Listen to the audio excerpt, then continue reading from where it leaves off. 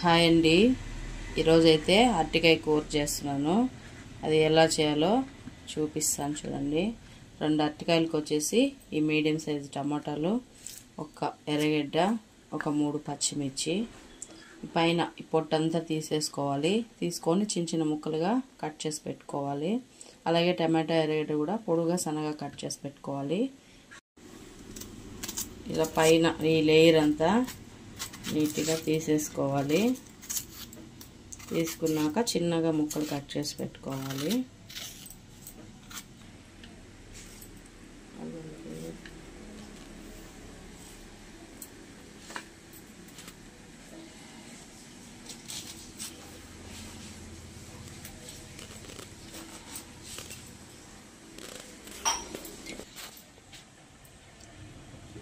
ఇప్పుడైతే stove on చేసుకొని కడాయి పెట్టుకున్నాక ఒక 4-5 టేబుల్ స్పూన్స్ ఆయిల్ వేసుకోవాలి.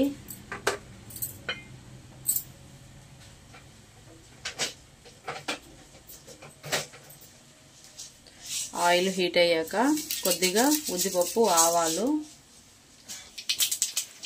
టమాటా, ఎర్రగడ్డ, పచ్చిమిర్చి ఇలా కట్ చేసి పెట్టుకోవాలి. ఎర్రగడ్డగా పొడిగా కట్ చేసి పెట్టుకోవాలి.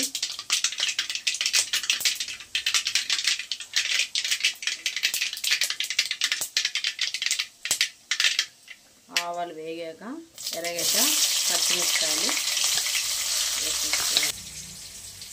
అరటికాయ అయితే ఇలా ముక్కలు కట్ చేసి పెట్టుకోవాలండి, చిన్న చిన్నగా. ఎర్రగడ్డ అయితే ఇలా వేయించుకున్నాక ఈ కలర్ వస్తే చాలు. ఇప్పుడు కట్ చేసి పెట్టుకున్న టమాటా కూడా వేసేయాలి.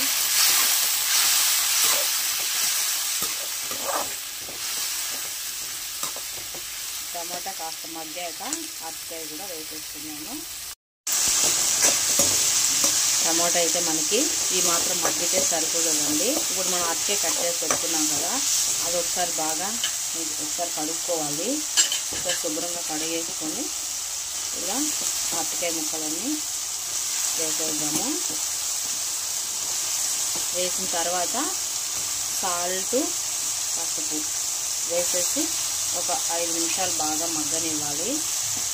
మనం దీంట్లో అల్లం వెల్లుల్లి పేస్ట్ వేసేసుకోవచ్చు. కావాలి అనుకుంటే మనం అల్లం వెల్లుల్లి పేస్ట్ కూడా వేసుకోవచ్చు అండి.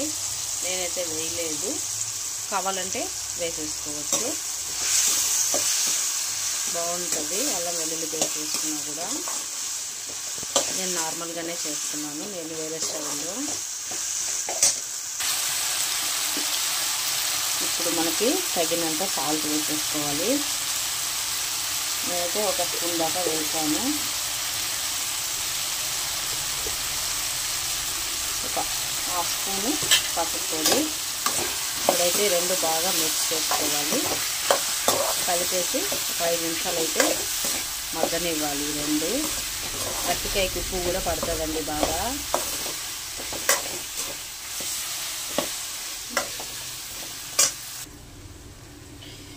ఇప్పుడైతే ఇవన్నీ బాగా మగ్గిపోయినాయి. ఇప్పుడు ఇందులోకి మనం సరిపడా కారం వేసేసుకుందాము. మన టేస్ట్ బట్టి వేసేసుకోవాలండి కారం అయితే. అలాగే ఇప్పుడు కారం, ధనియాల పొడి కూడా 2 టేబుల్ స్పూన్స్ వేసాను. వేసాక ఇదంతా ఒకసారి బాగా కలుపుకొని ఈ కారం అంతా కొంచెం పచ్చివాసన పోయేలాగా ఒక 2 నిమిషాలు మగ్గనిచ్చేసి నీళ్లు పోసేసుకోవాలి. ధనియాల పొడి అయితే కూడా ఒక 2 స్పూన్లు అయితే వేసాను. కారం మనకు సరిపడా కారం తినేవాళ్ళ దాన్ని బట్టి వేసేసుకోవచ్చు. ఇప్పుడు ఇదైతే ఒక 2 నిమిషాలు మగ్గిన తర్వాత నీళ్ళు పోసేసుకుందాం. చూసారా, ఇలా అయితే కారము, ధనియాల పొడి అన్నీ వేసేసాను. ఈ పచ్చివాసన పోయేంత వరకు కొంచెం మగ్గనిచ్చుకోవాలి. అడుగు కూడా చూసారా అసలు ఏం మాడట్లేదు. స్లో మంట మీద మనం పెట్టుకోవాలి. ఇప్పుడైతే దానికి సరిపడా నీళ్లు పోసేసుకోవాలి. మనకు కూర ఎంత కావాలో దాన్ని బట్టి మనం నీళ్ళు పోసేసుకోవాలండి. కూర అయితే ముద్దగానే ఉంటుంది.